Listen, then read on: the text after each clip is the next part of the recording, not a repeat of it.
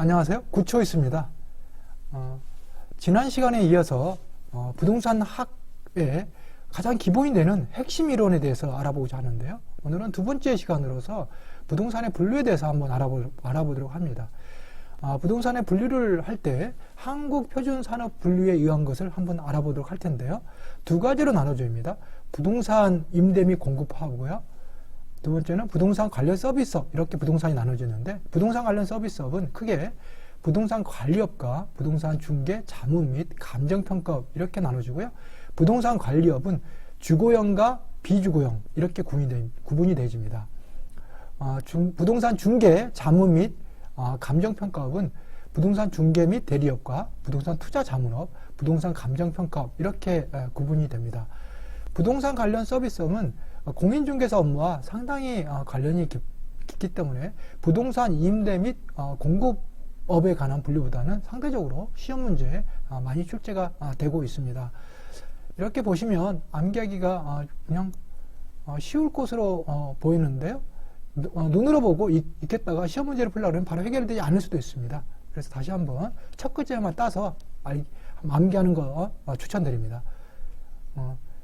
관리업의 관, 중개 및 대리업의 중, 자문업의 자, 감정평가업의 감에서 관중, 자, 감.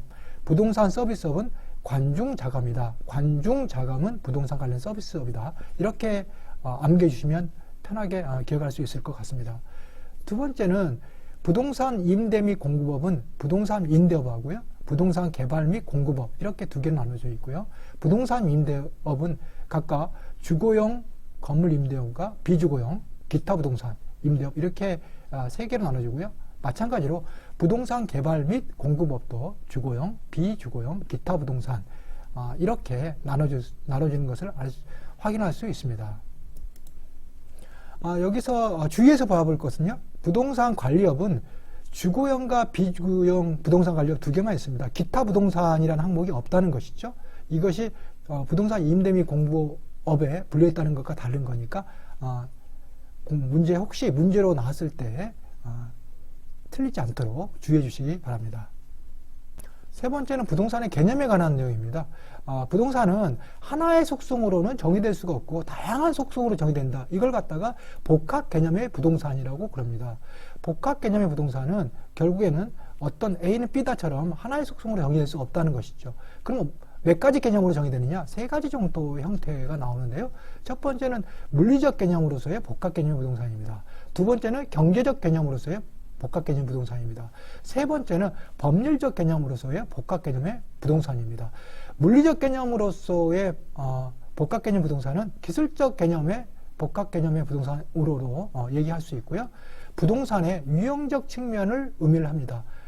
자연이나 환경, 공간과 이치 같은 부동산의 어떤 유형적 측면을 의미하고 있고요. 상대적으로 경제적인 측면과 경제적 개념과 법률적인 개념은 부동산의 무형적인 측면을 의미하는 것이겠죠. 경제적 개념은 자산, 자본, 생산요소, 소비재, 상품 이런 것들을 말하고요. 가장 중요한 것은 세 가지 개념 중에서 법률적인 개념이 아닌가 이렇게 생각되집니다. 법률적인 개념은 협의의 부동산과 준부동산, 광의의 부동산 이렇게 세 개로 나눠져 있고요. 우리 민법에서는 민법 제99조 1항에 보면 부동산은 토지와 그 정착물로 이렇게 정의를 내리고 있습니다. 그래서 문제에서 토지와 그 정착물이 나오면요, 법률적인 개념으로서요, 협의의 부동산이라 이렇게 얘기하시면 되고요. 협의의 부동산이란 말이 나오면 민법이란 말이 나오면 같이 연결된다. 이렇게 생각해 주시면 될 것 같습니다.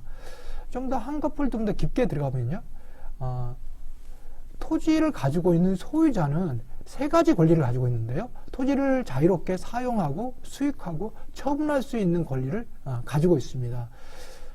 또한 토지 소유는 정당한 이익이 있는 범위 내에서 토지의 상하에 미친다고 되어 있습니다. 다만 헌법 제122조에서는 토지 공개념에 대해서도 같이 규정을 하고 있는데요.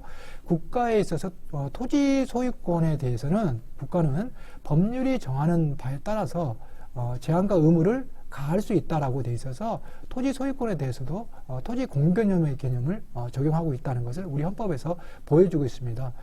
토지 공개념의 개념은 나중에 배우게 되는 조지 헨리의 조지 헨리가 최초로 얘기했죠. 토지 공개념의 개념 시간에서도 다시 한번 나오게 되니까 이 점 잘 기억해 주시면 될 것 같습니다.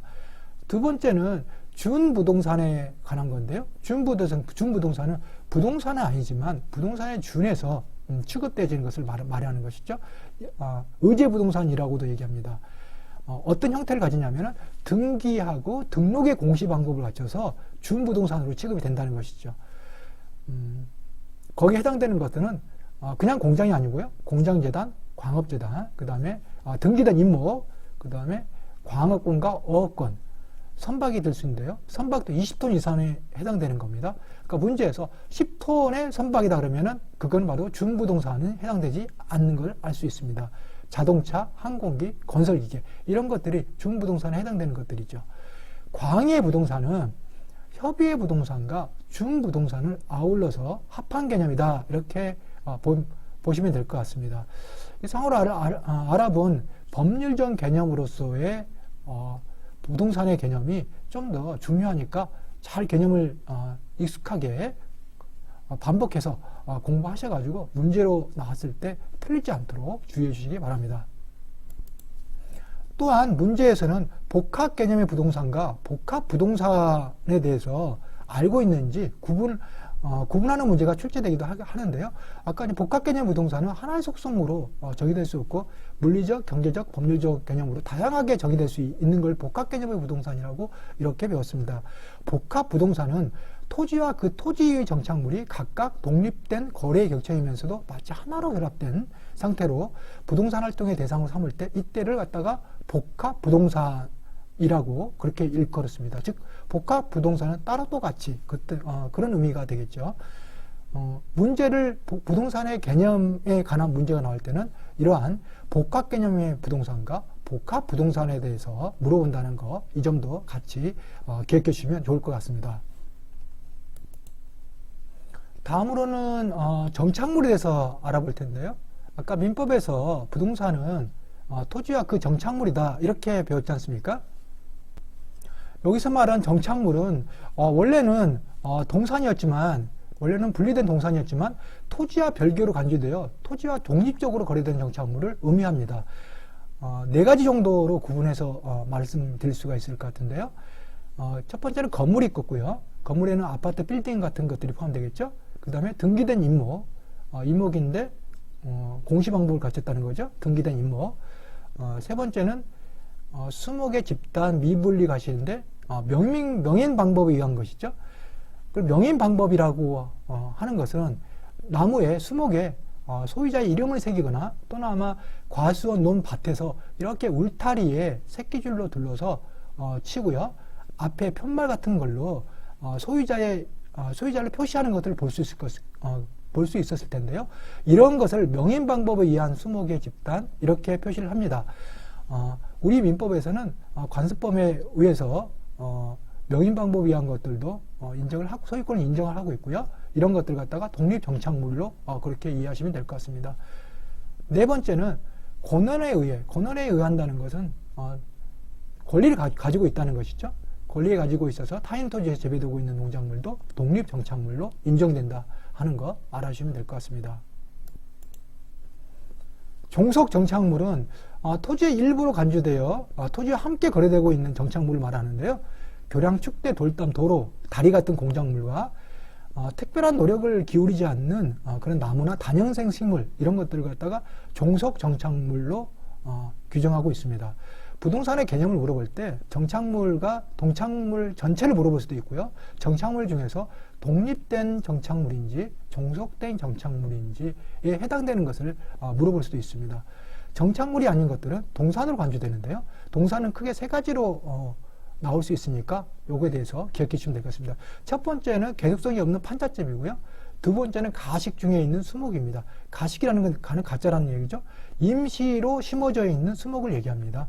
세 번째는 기타 쉽게 이동할 수 없는 있는 물건, 이런 것들을 동산으로 간주하고 있습니다.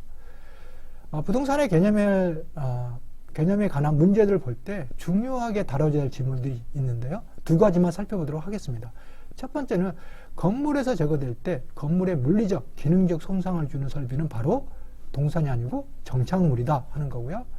두 번째는 일반적으로 누가 설치한 물건은 정착물로 간주되느냐 하는 건데요. 누굴까요?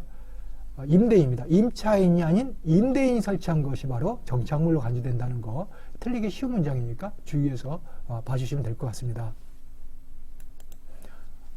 오늘 학습한 내용을 가지고 문제로 한번 확인해 볼게요. 31회 기출문제입니다. 한국표준산업분류상 부동산 관련 서비스에 해당하지 않는 거 틀린 것을 고르는 것이죠. 부동산 관련 서비스업은 아까 어떻게 왔나요? 관중자감 이렇게 왔죠. 그러면 관리업을 한번 보시죠. 주거용 부동산 관리업 나왔죠. 비주거용 부동산 관리업 나왔죠. 부동산 중개 및 대리 여기 있죠. 투자 자문업 있죠. 그럼 답은 4번이죠. 부동산 개발 및 공급업. 이렇게 쉽게 4번을 이렇게 택할 수 있을 겁니다. 28회 기출입니다. 하나 더 보겠습니다. 한국표준산업분류상 부동산 관리업의 분류 체계 또는 세부 예시에 해당하지 않는 것은, 이것은 부동산 관리업에 대해서 물어보는 거죠. 부동산 관리업은 저희가 어떻게 해왔나요? 주거용 부동산 관리업과 비주거용 부동산 관리업 두 개를 물어봤죠. 문항은 5개고요. 한번 살펴보도록 하겠습니다. 주거용 부동산 관리, 이게 암기한 거 나오고 있죠.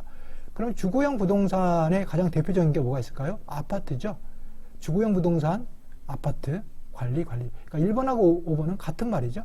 2번 비주거용 부동산 관리하고 비주거용의 사무용이나 빌딩 뭐 이런 것들이 유사한 개념이니까 2번하고 3번도 같은 의미로서 맞는 문장이 되겠죠.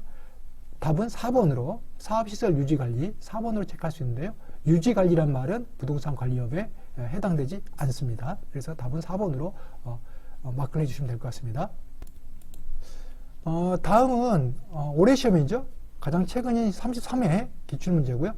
이 문제가 1번에 출제했던 문제입니다. 토지의 정착물에 해당되지 않는 것은 이렇게 묻는 문제고요. 1번은 국어, 2번 다년생 식물, 3번은 가식 중에 있는 수목, 4번은 교랑, 5번은 담장 이렇게 되어 있는데요. 1번은 국어는 좀 생소하죠. 개념이. 넘어가고요. 2번 다년생 식물은 아까 우리가 뭐라 그랬나요? 네, 종속정착물로 배웠죠. 3번 가식 중인 수목은 좀 임시로 숨어 있는 수목을 얘기한다 그랬죠. 이것은 대표적으로 동산으로 간주된다 했습니다. 그래서 정착물에 해당되지 않는 것은 바로 답은 3번 이렇게 마킹하시면 되고요. 교량과 담장도 종속정착물에 해당되는 거죠. 그래서 답은 3번 이렇게 3번이 맞고요. 1번의 국어는 부동산 공시법 2차에 나오는 부동산 공시법에서도 공부하게 되는데요. 28가지 지목 중에 하나입니다. 그 중에서도 가장 대표적인 것으로서 시험에 나오는 빈출도수가 높으니까 이번 시간에 국어에 대해서 한번 알아보는 것도 괜찮을 것 같습니다. 국어는 일정한 형태를 갖춘 인공적인 수료 또는 자연의 요소가 있을 것으로 예상되는 소규모 부지를 얘기합니다. 국어가 이런 의미를 갖고 있다는 것 알아주시면 될 것 같습니다. 다음 문제는 부동산의 개념에 관한 것으로 옳은 것으로만 짝지어진 것은 입니다. 자본, 소비재, 공간, 생산요소, 자연, 자산, 위치 이렇게 보기에 나와 있고요. 경제적인 개념과 물리적, 기술적 개념을 나눠서 살펴보는 거죠. 그러면 물리적 개념으로서 살펴보면 나머지 것들은 경제적인 개념이니까 물리적 개념으로 한번 봐보도록 하겠습니다. 공간, 자연, 위치 이 세 개가 물리적 개념이 되겠네요. 그래서 답은 디귿, 미음, 시옷, 것이 되고요. 경제적 개념은 기억, 니은, 리을, 미흡 해서 답은 2번이 정답이 되겠습니다. 마지막으로는 부동산 개념에 관한 설명으로 옳은 것은 이렇게 물어봤잖아요. 그럼 부동산 개념은 아까 복합 개념의 부동산하고 그 다음에 복합 부동산하고 두 개를 구분해야 되는 문제가 출제된다 그랬잖아요. 그걸 먼데 두고서 문제를 한번 읽어봐야 될 것 같습니다. 1번 옳은 것은 고르는 거죠. 1번 토지와 그 토지 위의 정착물이 각각 독립된 거래의 객체이면서 마치 하나에 결합된, 여기까지만 읽어봐도 뭡니까? 이건 바로 복합 부동산을 얘기하는 것이죠. 근데 이걸 복합 개념이라기 때문에 틀린 문장이 되겠고요. 2번은 부동산을 소비재, 생산재, 자연, 환경, 여기까지는 잘 읽다가 환경이 나왔죠. 그럼 뭔가 문장이 어색한 걸 느껴지죠. 등으로 구분하는 것은 모두 경제적 측면에서 개념을 구분한 것이라고 했는데, 소비재, 생산재, 자산까지는 경제적 측면이고요. 환경은 물리적 개념이죠. 그래서 2번은 틀렸고요. 3번은 부동산의 물리적 개념은 부동산의 유형적 측면을 의미하고 경제적 법률적 측면은 부동산의 무형적 측면을 의미한다. 3번이 맞네요. 3번이 정답이고요. 4번을 보겠습니다.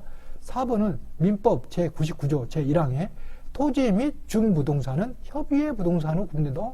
맞는 거 아닌가? 이렇게 생각할 수 있는데 자세하게 보시면 아까 뭐라 했나요? 민법 제99조 제1항은 토지 및 그 정착물이라고 그랬습니다. 그래서 중부동산이란 말이 없어. 그래서 이 문제는 틀렸고요.